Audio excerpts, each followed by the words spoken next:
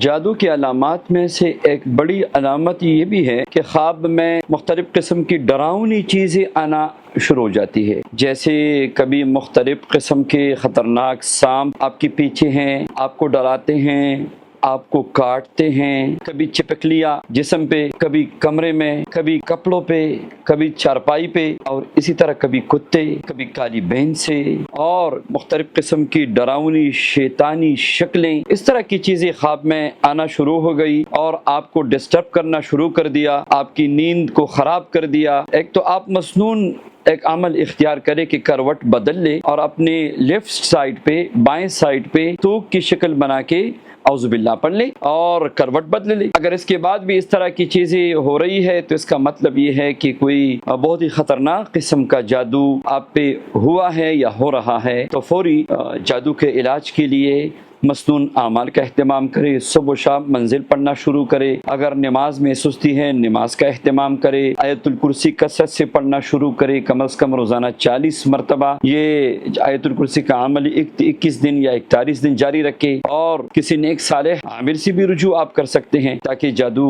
اگر ہے تو اس کا توڑ کیا جائے۔ اللہ تعالیٰ سب کی حفاظت فرمائے۔